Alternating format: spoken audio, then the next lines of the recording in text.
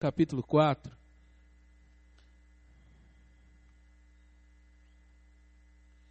Efésios 4, e eu quero ler com você a partir do versículo 25.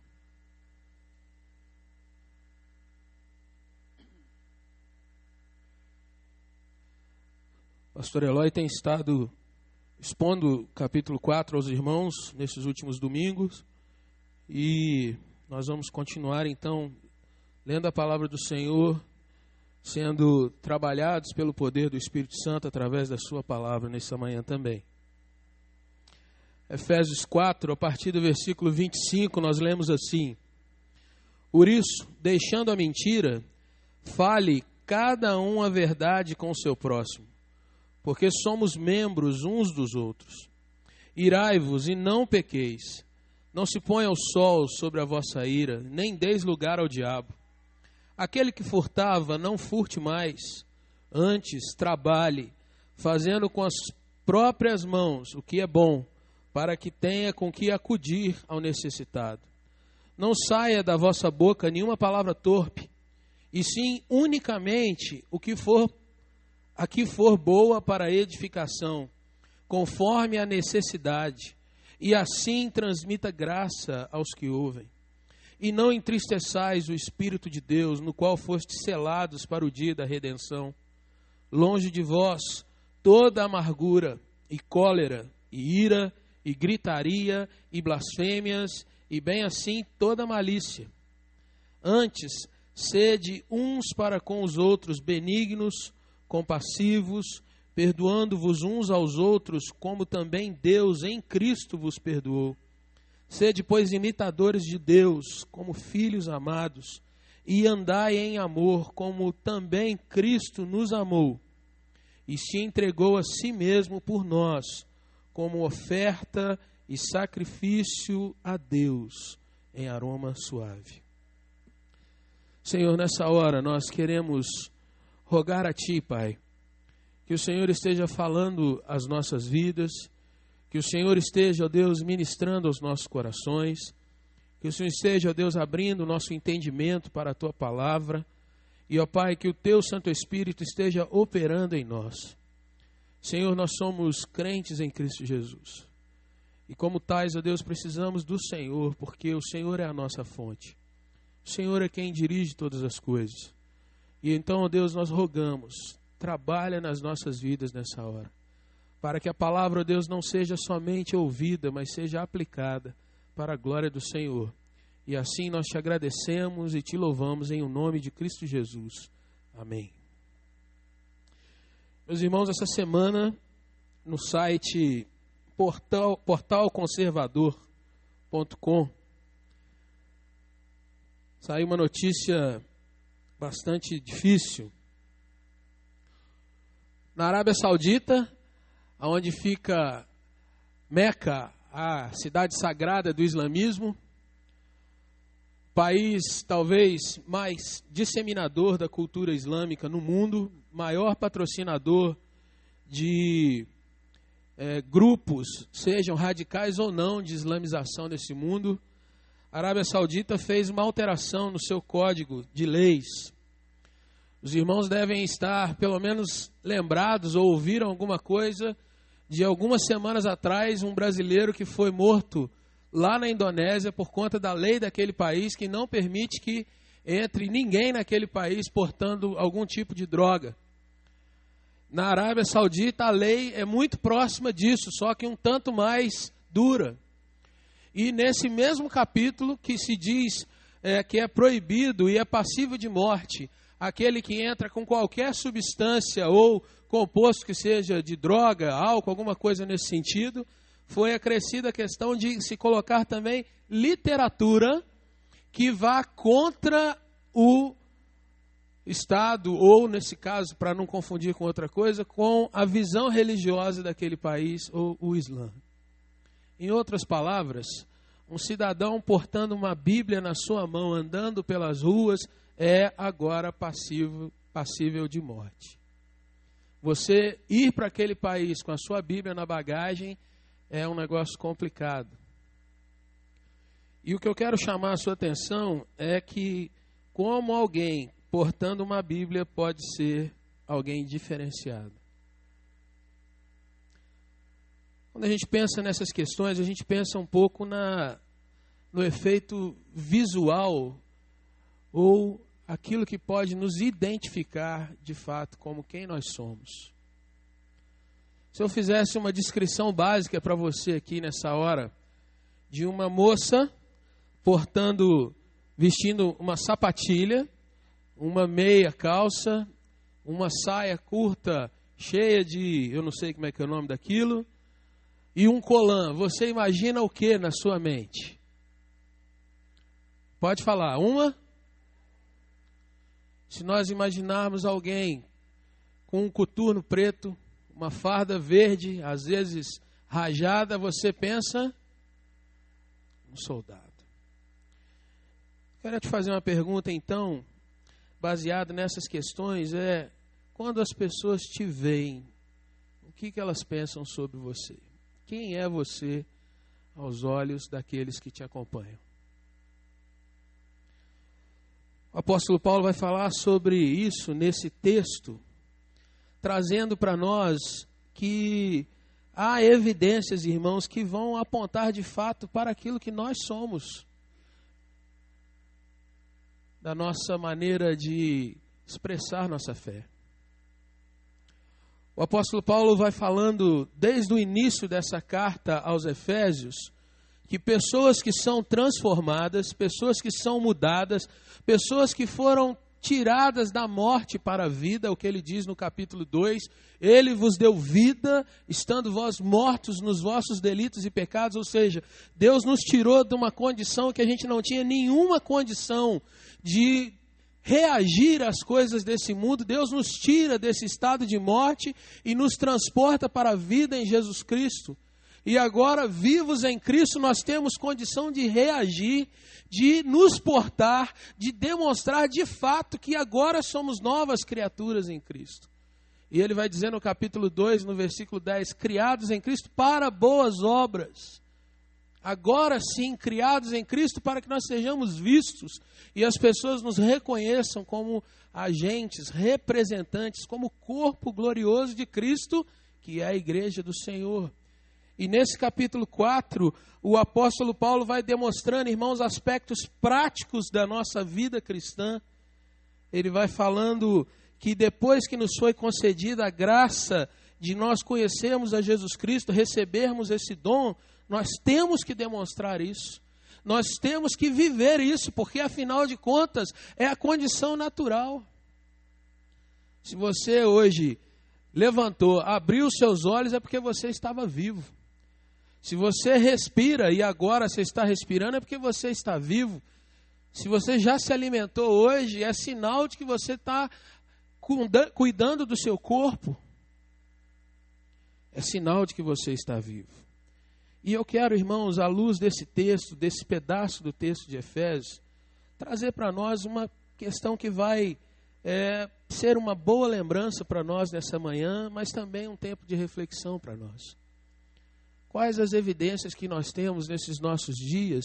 Quais as mostras que vão apontar de fato que nós somos crentes em Cristo Jesus? Esse exemplo da Arábia Saudita, se fosse aqui no Brasil, há 50, 100 anos atrás, estaria muito próximo. Me lembro quando trabalhava mais de perto com a missão Portas Abertas, que a gente carregava no nosso material uma foto de uma igreja presbiteriana em São José do Calçado, que em 1908, ou seja, mais de 100 anos atrás, fora totalmente queimada por pessoas que não simpatizavam com o Evangelho. E ao longo desse século passado, as pessoas ficavam marcadas porque carregavam aquele livro preto grande na sua mão. As pessoas viam alguém passar com aquilo e já sabiam, vai ali um Bíblia, vai ali um crente. Vai alguém ali que pensa diferente de mim.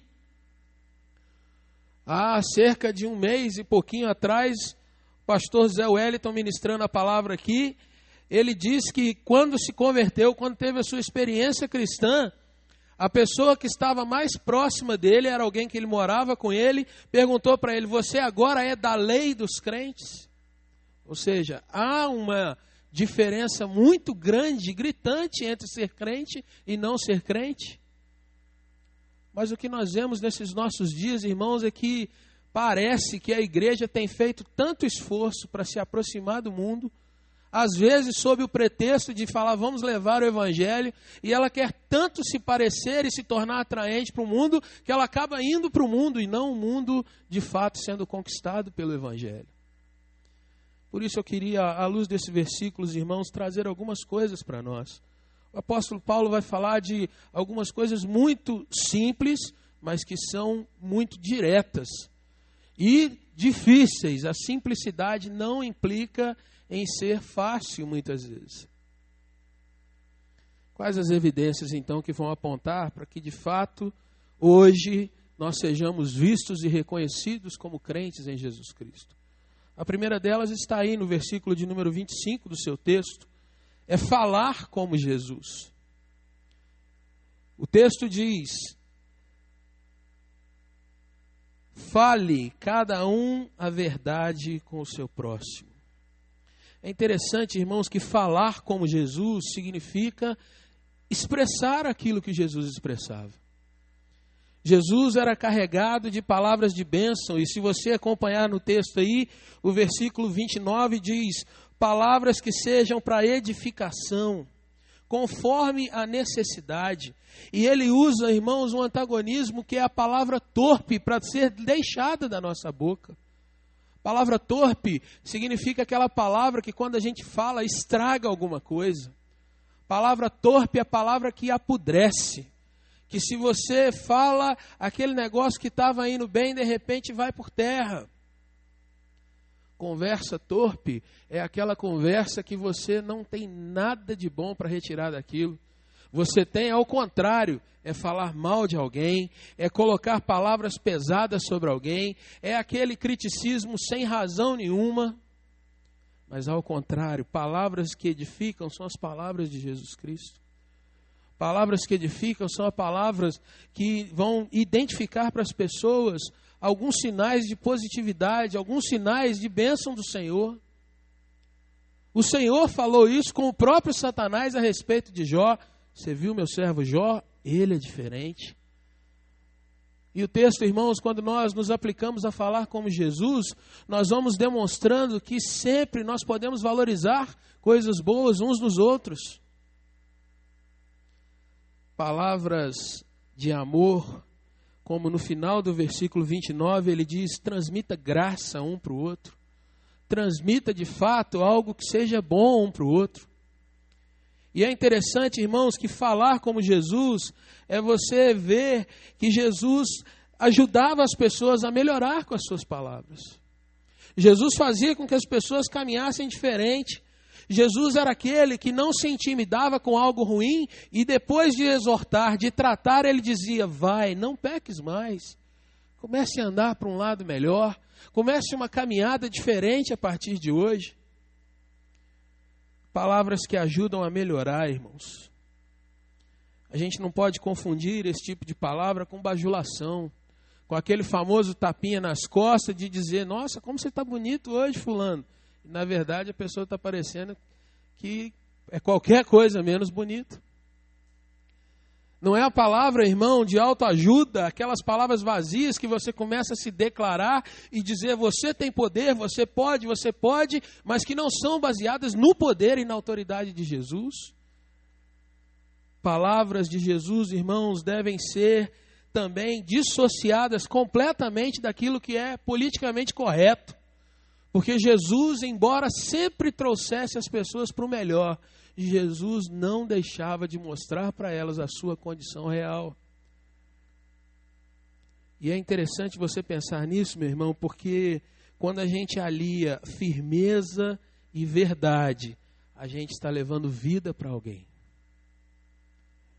O mundo de hoje é um mundo que não aceita muito bem quando a gente chega e fala alguma coisa que não seja tão agradável.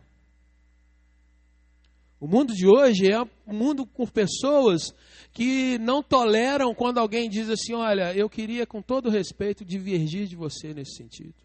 Que isso? Fale as palavras que Jesus falava. Mais ainda, irmãos, tem uma questão que é você não só falar como Jesus, mas falar sobre Jesus. Falar de Jesus. As pessoas vão nos reconhecer como crentes quando elas ouvirem de nós a verdade do Evangelho. Fulano, por que você não faz tal coisa? Porque na minha vida eu carrego o padrão da palavra de Deus. Na minha vida eu carrego as ordens e as palavras que Jesus me deixou. E, irmãos, quando a gente fala sobre Jesus, o texto diz assim, por isso, deixando a mentira, fale cada um o quê? Quem é a verdade, meu irmão? Segundo João, capítulo 14, versículo 6. Jesus é a verdade, eu sou o caminho e a verdade. Fale sobre Jesus. É interessante que se você conversar num grupinho hoje em dia e perguntar a opinião das pessoas sobre determinado assunto, você vai ouvir de tudo. Pergunta sobre a economia do Brasil. Ah, eu acho isso, eu acho aquilo, eu penso aquilo outro. Ah, eu acho que é assim. É sempre o eu acho. Pergunte para um grupo sobre uma questão moral dos nossos dias, sobre novela, sobre um programa de TV, sobre um jornal, sobre um site na internet. Ah, eu penso que é assim, eu acho que é assim. Mas baseado em quê? Qual é o padrão que as pessoas têm hoje em dia para dizer se é certo ou se é errado alguma coisa? Se você presta atenção no que a mídia diz, você vai ver que há uma campanha e ela tem sido ferrenhamente desenvolvida para que nós percamos os padrões, aquilo que é absoluto. Isso é, isso não é. Palavras como, ou textos como 50 tons de cinza estão aí para te mostrar isso. Textos que dizem que cada um tem a sua verdade estão aí para demonstrar isso. Isso não vem de hoje, meus irmãos. A relativização das nossas opiniões vem desde os dias de Einstein. Mas isso tem sido trabalhado para que dia após dia cada um diga assim, você pode pensar isso, eu penso assim, e a gente, entre aspas, vai caminhando, e isso vai fazendo com que cada um de nós vai desenvolvendo uma visão particular das coisas, uma fé particular das coisas. Há uns dias atrás estava conversando com uma pessoa e ela diz assim, você é pastor, você estuda essas coisas, mas eu também estudo, eu tenho minha visão disso aqui e eu penso que é assim, que é assim, que é assim. E aí quando você diz assim, mas a Bíblia diz isso? A pessoa às vezes até diz, não, a Bíblia não fala, mas eu creio desse jeito. A Bíblia não fala, mas eu creio desse jeito. Falar sobre Jesus, irmão, Ele é a verdade. Falar dele, porque o apóstolo Paulo dizia o seguinte, porque dele, por ele e para ele são todas as coisas. Irmãos, o texto que nós estamos trabalhando, ele está dentro de um contexto que diz que Jesus é o fundamento da verdadeira vida. Ele nos deu vida estando nós mortos dos nossos delitos e pecados. Mais ainda, Ele é o fundamento da verdadeira igreja. Ora, por que falar? Porque eu sou crente. E crente fala das coisas de crente. Se você chegar para um humorista e disser para ele, me fala alguma coisa, você acha que ele vai falar assim, vamos abrir no texto de Efésios? Ele vai te contar uma piada. Mas, irmãos, muitas vezes nós deixamos isso de lado, porque às vezes nós temos relativizado até mesmo a nossa fé.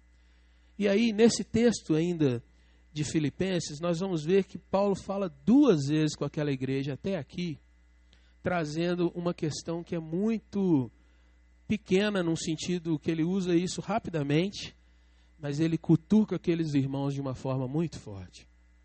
Paulo fala no capítulo 4, versículo 21, e no capítulo 3, versículo 2, ele diz assim, se é que vocês têm ouvido essa palavra da verdade. Se é que vocês de fato estão sendo instruídos. Ou seja, Paulo está dizendo para aquele povo, se é que vocês de fato receberam Jesus como Senhor. Porque senão, tudo que é falado aqui vai ficar apenas no suspenso e eu pego alguma coisa que serve somente para mim naquela hora e vou retirando as outras coisas, dizendo, não, isso eu não gosto, isso eu não quero, isso aqui depois, talvez mais daqui à frente. Mas Paulo disse, se vocês são crentes de fato, fale cada um a verdade para o seu próximo. Não é só falar para você mesmo na frente do espelho.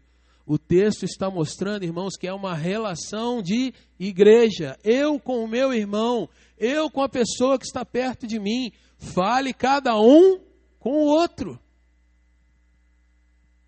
E eu queria fechar esse ponto pedindo para você marcar esse texto na sua Bíblia.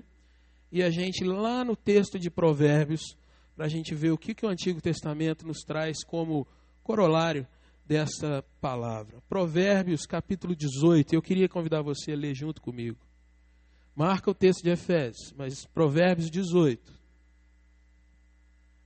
Quero convidar você a ler juntamente comigo, a uma só voz, os versículos 21 e 22. Perdão, versículo 20 e 21.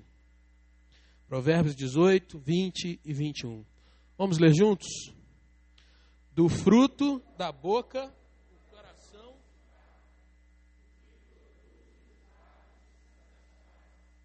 A morte e a vida estão no poder da língua. O que bem a utiliza, come do seu fruto. Meu irmão, a morte e a vida estão aonde? Portanto, deixando cada um de nós a mentira. Aquilo que nós éramos no mundo, nós vivíamos na ilusão desse mundo.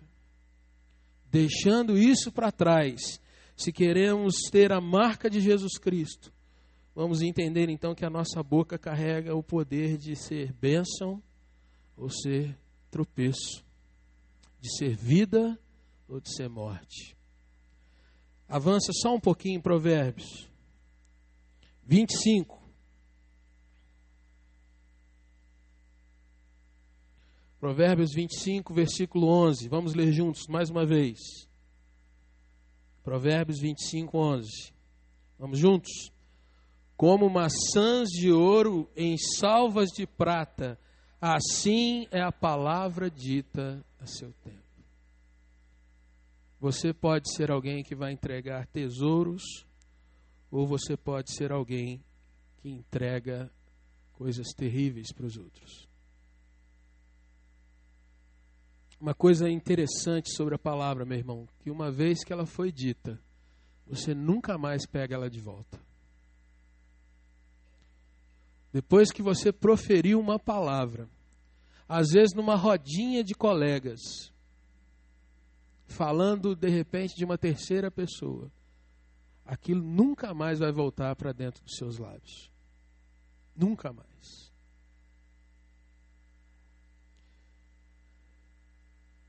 Mas nós continuamos. A igreja dos nossos dias, irmãos, hoje, ela fala muito de si mesma.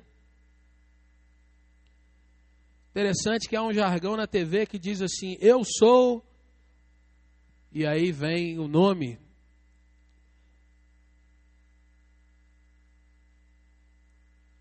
Eu carrego a logomarca da minha denominação.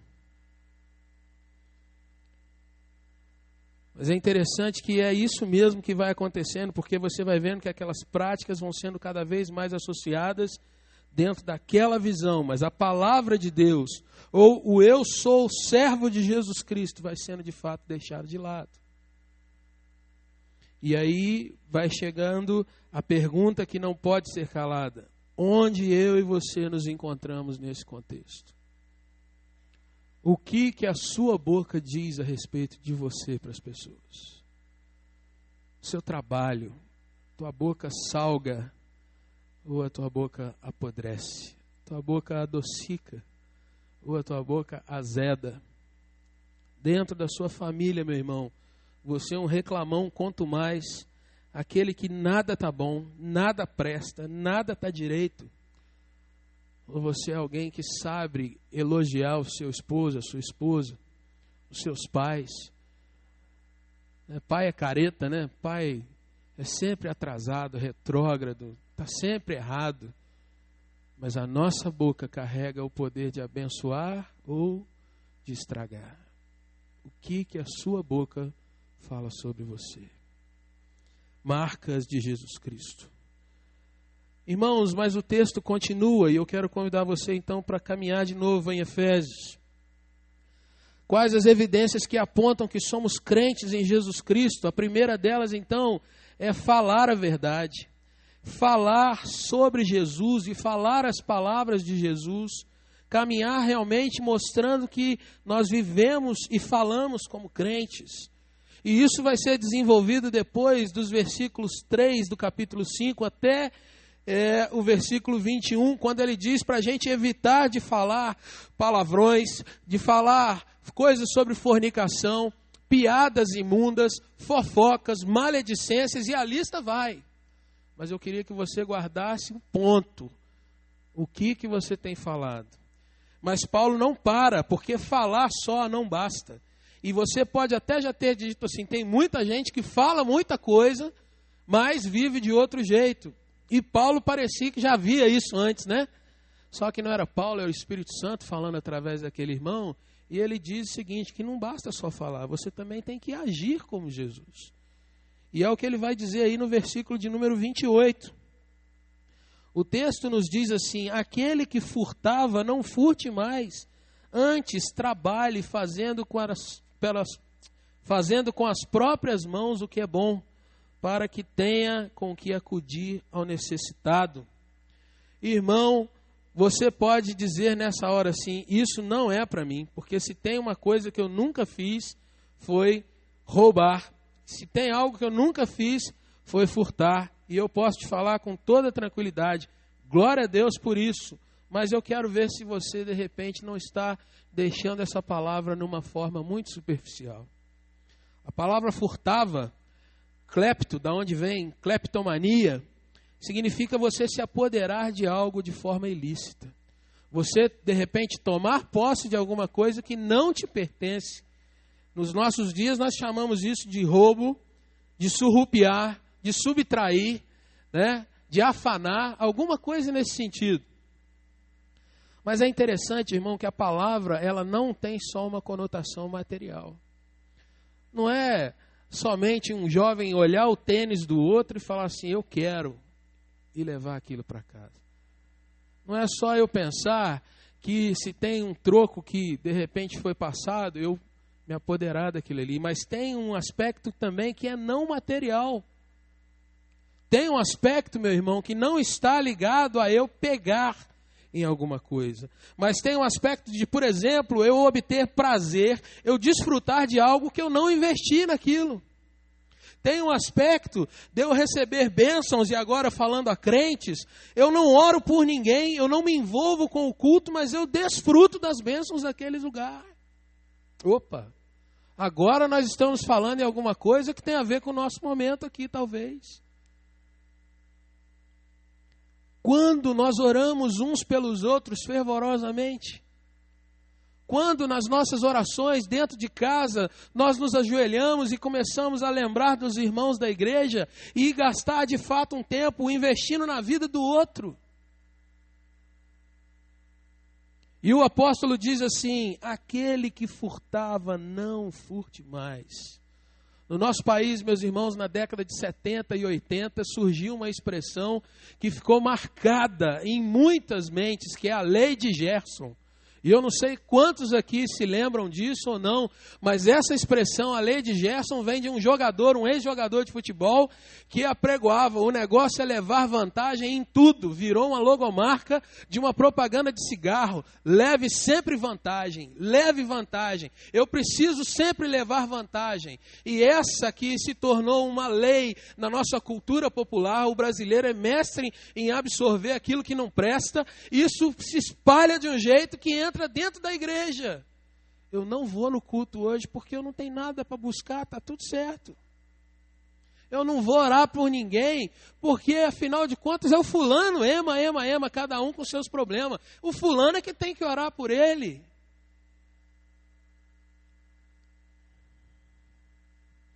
Irmãos, quando nós recebemos e desfrutamos e estamos num lugar, e eu não estou falando apenas da igreja, mas às vezes você está no seu campo de trabalho, um companheiro seu é aquele que se esmera, faz tudo correto e tal, e de repente vem você e na beirada você usufrui daquilo ali.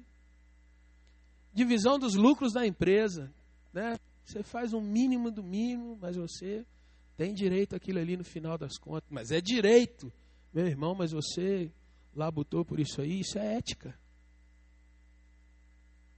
E dentro da igreja, irmãos, aquele que furtava, aquele que só olhava o seu lado, aquele que de repente só queria ser, eu quero é bênção, me dá minha bênção para depois subir, me dá minha bênção para depois subir, ele tem que começar a pensar o seguinte, eu vou soltar o anjo porque tem um outro para ajudar a carregar aqui também. Não furte mais. Viva como Jesus. Quem era Jesus, irmãos, para ser exemplo nosso nisso? Pensa você é um empresário, você é o dono do negócio.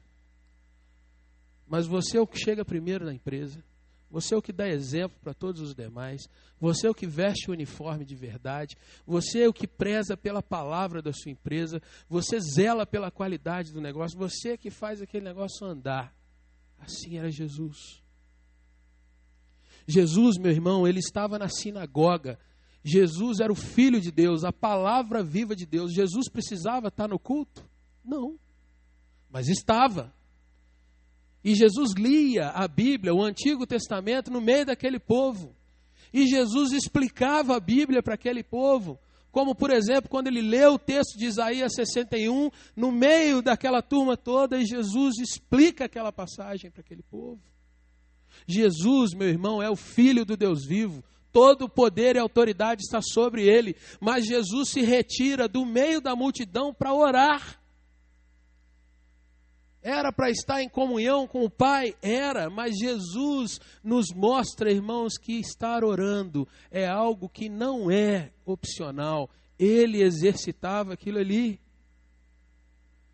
Mais ainda, meu irmão, Jesus andava no meio do povão, pessoas com doenças, pessoas com dificuldades, gente com lepra. Jesus não tinha tempo ruim, Jesus andava no meio desse povo. Você pode até dizer, mas era esse o ministério dele. Mas irmão, esse é o nosso também. E mais ainda, meu querido, quando você pensa que Jesus fazia tudo isso apenas para nos dar exemplo, você vai entender um pouco mais quando você lê sobre Jesus, dizendo assim: Pai, eu não oro apenas por esses, mas por todos aqueles que vierem a crer. Eu estou orando por todos os santos que o Senhor vier a levantar. Agir como Jesus agia, falar como Jesus falava, falar sobre Jesus. Meus irmãos, os nossos atos falam por nós.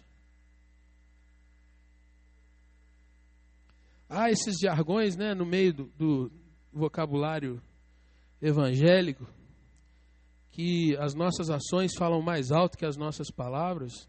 Amém, e é isso mesmo. Mas eu preciso, a cada dia, não me controlar pelo padrão desse mundo.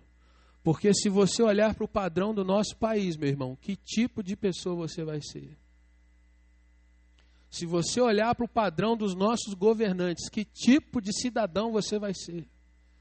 A cada dia, quando você ligar a TV e assistir o jornal, quando terminar aquilo, você vai dizer assim: tá difícil, o jeito é eu me preocupar em tirar logo o meu, né, ganhar a minha fatia do bolo, porque o negócio está só piorando. Esse é o exemplo que nós vemos no nosso dia a dia, irmãos.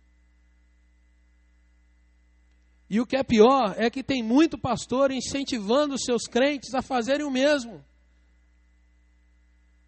E isso é incutido naqueles pontos assim, campanha para isso, para aquilo outro, para você reservar o seu e esquece dos demais. Meus irmãos, Jesus se preocupava com as pessoas, e eu queria te perguntar, como nós agimos hoje em dia? O texto diz mais: não se ponha o sol sobre a sua ira. Jesus, irmãos, nos mostra que desenvolvia virtudes como a paciência, correção, a longanimidade e o perdão. E o texto diz: irai-vos. Você pode ficar bravo, mas não peca. Ou seja, controla seu ânimo. Você pode ficar revoltado, mas não deixa aquilo virar para além do fim da tarde. Alguém te pisou no calo, você tem todo o direito de se irritar. Mas você também tem a obrigação de buscar que aquilo ali seja tratado. Como? Diante do Senhor em oração. Você sabe por quê, meu irmão? Porque quando você lê que para o sol não se pôr sobre a ira, o que o texto está querendo dizer é que você não deve dormir com o seu problema. Você não deve dormir com a sua raiva. Você está com o seu esposo ou sua esposa do lado. E em vez de ter uma palavra de carinho, você está dormindo com a raiva do seu lado. A pessoa está te dizendo uma palavra doce e você, não, agora eu não posso ouvir porque eu estou preocupado porque fulano pisou na bola comigo. E você acaricia aquela dor, você alimenta aquela raiva, você cada vez mais vai deixando aquilo azedar, até que você vai dormir com aquilo ali estragando o seu corpo. Ou te entorpecendo, daí a palavra torpe. Irmãos, vamos olhar para os nossos dias. As virtudes de Jesus, veja o que as igrejas têm feito nos nossos dias. Quando se fala em ajudar necessitados e pobres, o que você vê nas igrejas? Quando se fala, meu irmão, de dízimos e ofertas, o que você vê nas igrejas? Quando se fala de culto, o culto tem que agradar a Deus ou agradar o povo? A pergunta é para você pensar e responder para você e para o seu coração o que nós temos visto nesses nossos dias. Mais ainda, quando falamos de virtudes, você vê que as pessoas estão mais preocupadas com o seu, com a sua, com o individualismo absurdo. Ou as pessoas estão dizendo assim, é melhor que nós adoremos ao Senhor. O culto é para Ele, o serviço é para Ele, porque Ele nos deu vida estando nós mortos nos nossos delitos e pecados. Antes sede uns para com os outros, benignos, compassivos, perdoando-vos uns aos outros. E aí vem a última parte dessa nossa palavra. Ele diz, como também Deus em Cristo vos perdoou. Meu irmão, como a gente então traz as evidências? Quais as evidências que apontam para o fato que nós somos verdadeiramente crentes em Cristo Jesus? Interessante que essa questão de perdoar, ela é tão forte, porque Jesus ensinou os seus seguidores primários ali a orarem, e essa oração você sabe de cor, que é aquela que diz, Pai nosso que estás nos céus, santificado seja o teu nome, não é isso? E aí ele diz, perdoai as nossas, como? Mateus 6,14, Jesus vai dizer assim, porque se vocês perdoarem os pecados dos outros, os seus pecados serão perdoados. Mas Mateus 6,15 diz o seguinte, se vocês não perdoarem, vocês também não obterão perdão. Logo depois que Jesus ensina a orar, ele mostra qual atitude que nós devemos ter uns para com os outros. O apóstolo Paulo traz isso novamente para aqueles irmãos. Agora, nos nossos dias, a gente vê o seguinte, fulano me decepcionou. Vou lá conversar com ele. Fulano, você tem me decepcionado e a gente precisa resolver isso à luz da palavra de Deus. Vamos falar a verdade, irmãos? A gente vê isso nos nossos dias. Fulano, quando toma certa atitude, me traz uma situação difícil e tal. Preciso resolver isso. Vou chamar um presbítero da igreja, vamos lá conversar. Vamos orar sobre isso. Preciso expor isso para esse irmão. A gente vê isso nos nossos dias, irmãos. Ou a gente vê de fato o seguinte: fulano falou um negócio que eu não gostei, melhor eu me afastar.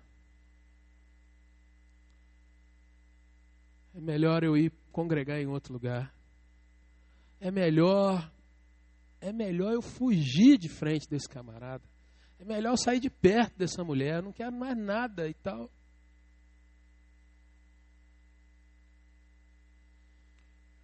Quais as evidências que apontam que de fato somos crentes em Jesus Cristo? O último ponto diz, irmãos, que nós devemos então, se aprendemos a falar como Jesus e sobre Jesus, se aprendemos a agir como Jesus, você precisa entender que você pode até alcançar um certo status. Mas agora eu vou usar o que a gente vê nesse nosso meio do dia a dia. As pessoas até dizem, é fácil, ou pelo menos não tão difícil você alcançar um objetivo. O difícil é você se manter naquilo ali. Difícil para um campeão se manter naquele nível o tempo todo. É difícil para um crente se manter naquele nível o tempo todo. Mas é interessante que o capítulo 5 começa assim: sede, pois, imitadores de quem? De Deus, como filhos amados. E aí vem, e andai. O verbo diz para nós não termos uma atitude, um comportamento, mas para nós vivermos nesse tipo de situação. E aí, meus irmãos, a gente precisa entender que se nós queremos evidenciar que nós somos crentes em Cristo Jesus, nós devemos nos manter nos padrões de Jesus. E isso envolve, irmãos, uma avaliação constante da nossa vida. A cada dia, no final do dia, quando eu vou orar, eu pegar e o que eu fiz hoje? Como é que foi o meu dia? E começar, Senhor, aonde eu errei? Me ajuda a acertar. Senhor, nisso aqui eu acertei, que coisa boa, me ajuda a continuar, a permanecer nisso. Eu consegui falar uma palavra, Deus, que eu nunca tinha conseguido até então. E isso é mais comum do que a gente imagina, irmãos.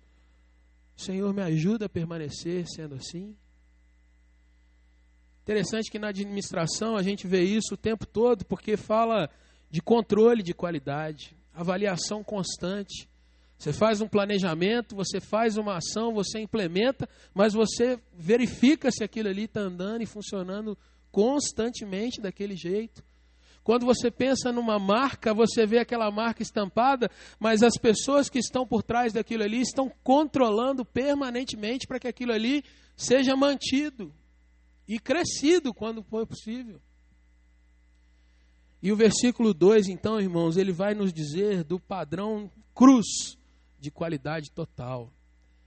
Se eu quero verificar na minha vida, não é porque um irmão bate nas minhas costas e diz, meu irmão, você é uma bênção, hein? Como eu gosto de andar contigo. Ninguém canta igual você. Você é maravilhoso. Minha irmã, você é joia. Você, quando abre a sua boca, só tem palavras de alegria e tal. Que coisa boa. Irmãos, isso é bom da gente ouvir, mas isso não é o que determina o nosso padrão. O nosso padrão é a cruz de Cristo. Jesus, eu estou me parecendo contigo, servindo a outros irmãos. Estou me gastando por ti. Porque Paulo diz assim, de bom grado eu vou me deixar gastar por vocês. Se avaliar constantemente à luz da Bíblia, meu irmão, é você dizer, Senhor, esquadrinha a minha vida. Uma canção que nós cantávamos há um tempo atrás e cantávamos constantemente, vê se há em mim, Senhor, algum caminho mau. Vê se tem alguma coisa, Pai, que está desafinado. Vê se tem alguma coisa, Senhor, que está arranhando, que está quebrando o compasso das coisas. Me ajuda a acertar, Senhor. Eu não posso olhar para o padrão desse mundo. Eu não posso me rebaixar, Senhor, para o padrão desse mundo. Eu preciso do teu padrão na minha vida. E aí eu quero terminar com um exemplo de um camarada, como a gente está falando de algumas coisas de administração, o cara era primo do dono da empresa. É aquele que tinha toda a possibilidade de falar assim, olha, eu tenho poder nesse negócio. Eu sou o primo do homem, do chefe. Eu sou o que tem autoridade. Só que esse camarada, em vez de usar dessa palavra, ele diz assim: convém que ele cresça, que eu diminua. João Batista, primo de Jesus Cristo. Primo de Jesus. Autoridade, profeta, servo. Convém que ele cresça, que eu diminua. O apóstolo que escreve esse texto aos Efésios, o seu nome, antigamente, era aquele que carrega glória, aquele que tem o deslumbre, aquele que é grandioso, Saul. Quando ele se converte, o seu nome passa a ser o pequeno, o menor, e ele se apresenta para a igreja dizendo: eu, o menor, servo, aquele que sou o maior dos pecadores. Paulo, a palavra Paulo quer dizer isso, o pequeno. Alguém convertido que procura se manter nos padrões de Jesus. Irmãos, olhando para essa carta aos Efésios, a gente pode pensar assim: mas como eu vou fazer para vencer tudo isso?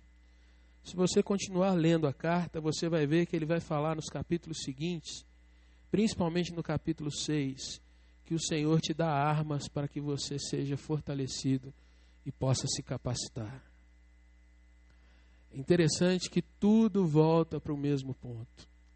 Você precisa se reforçar da palavra de Deus. Você que tem uma aliança no Senhor, você que recebeu a aliança com o Senhor, você precisa ser revestido do Evangelho de Jesus. Sua boca tem que ser consagrada. Eu sei que não é fácil, meu irmão, porque às vezes a gente está lutando, aí tem sempre gente boa para falar assim: nossa, mas eu faria melhor, viu? Aí te derruba, a sua boca já está queimando, você diz: Senhor, dá graça para eu não falar o que eu tenho que falar aqui. Mas o apóstolo diz: se revista do Evangelho, se fortaleça da palavra de Deus, ame a oração, se envolva cada dia em se consagrar. Não se contente, irmãos, com o padrão desse mundo. Em nome de Jesus, que você ande como Jesus andou. Que você fale sobre Jesus e fale as palavras de Jesus. Que você desenvolva o padrão de qualidade da cruz de Cristo sobre a sua vida. Quero orar com você, baixa a sua cabeça.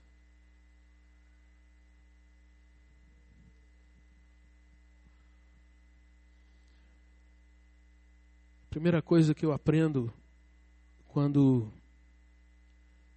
eu ouço uma palavra que traz desafio para o meu coração é que eu devo buscar o Senhor e pedir: Deus, me dá graça para eu andar conforme o Senhor quer.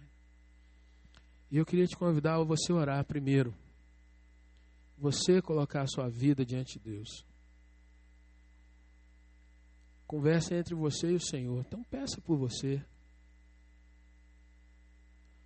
Nós começamos essa palavra fazendo essa pergunta: o que as pessoas afirmam ou pensam quando te veem? Coloca isso em nome de Jesus diante do altar do Senhor. Ore por você, pela sua casa. Ore pela sua esposa, pelo seu esposo. Ore pelos seus filhos. Você está num culto ao Senhor e no culto a gente ora. Ore pelos seus pais. Se eles não conhecem Jesus, coloca cada um deles diante do Senhor nessa hora. Jesus tem poder para estar onde você imaginar. Jesus transforma todas as coisas. A gente que tem pressa demais, às vezes quer que Ele faça tudo no nosso jeito e no nosso tempo. Mas se a gente aprender a obedecer e caminhar, Jesus transforma. E eu queria te fazer um segundo pedido, que é você orar pela nossa igreja também. Quantas vezes nós precisamos ser apoio uns para os outros. E a verdade é que a gente, na maior parte das vezes, não consegue. Eu falho. Você falha.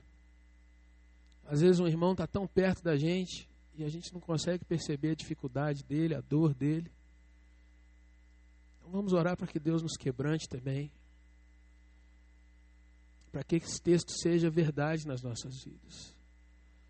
Por isso, cada um de vós, deixando a mentira, fale a verdade uns para com os outros. Cada um de nós sejamos perdão e bênção um para com os outros. Nós sejamos imitadores do Senhor nosso Deus, que nos perdoou em Cristo Jesus, e andemos no Evangelho, na presença e na cruz de Cristo, uns junto com os outros. Senhor nosso Deus, eu coloco diante de Ti as nossas vidas, Pai. E Te agradeço, Senhor Deus, porque o Senhor é bom e o Senhor nos toma pela mão e nos faz andar altaneiramente. Senhor, nessa manhã, Pai, a Tua palavra foi lida e exposta diante de nós. E o que eu peço é que o Senhor nos abençoe. Senhor Deus, nos ajude a ser melhor do que o padrão desse nosso país. Nos ajude, ó Deus, a ser diferente desse nosso governo. Nos ajude, Senhor Deus, em nome de Jesus, a sermos misericordiosos, ó Deus, com aquilo que deve ser aplicado à misericórdia. Nos ensina, ó Deus, a orar pela nossa nação, pela nossa cidade, pela nossa família. Nos ensina, ó Deus, a viver de fato um evangelho que seja vivo e eficaz. E, ó Pai, nos ajuda nessa manhã a sermos transformados. Não nos deixe, ó Deus, conformar com tudo que já vivemos, tudo que somos. Dá-nos, ó Deus, um padrão de excelência e de dizer: eu quero ser melhor a cada dia para a glória do meu Deus e para que outras pessoas possam conhecer esse Deus também. Senhor, se há entre nós pessoas que nessa hora estão lutando com dores, com dificuldades, ó Pai, com situações de vergonha no seu coração e na sua mente, Pai, a Tua mão que é poderosa para perdoar e limpar, Senhor, em nome de Jesus, toca nessas vidas. Deus, não deixe que a gente saia daqui derrotado pela Tua palavra, mas que a gente saia daqui, ó Deus, elevado por ela, dispostos a andar melhor, dispostos a tomar uma atitude de andar em frente, Pai, e de romper, ó Deus, com aquilo que muitas vezes nos joga para baixo, de romper, ó Deus, com aquilo que muitas vezes nos leva para trás, mas olhando firmemente para o alvo, ó Deus, que a gente tome decisões de acertar as nossas vidas, de acertar o nosso comportamento, de caminharmos melhor com o Senhor e de andarmos, ó Deus, em fidelidade a Jesus. Ajuda-nos nisso nessa manhã. Quero orar também, ó Deus, por aqueles que nessa hora estão se confessando como pessoas que ainda não Te conhecem, Jesus. Que o Senhor esteja abrindo essas vidas e selando esses corações com a Tua presença e com a Tua palavra.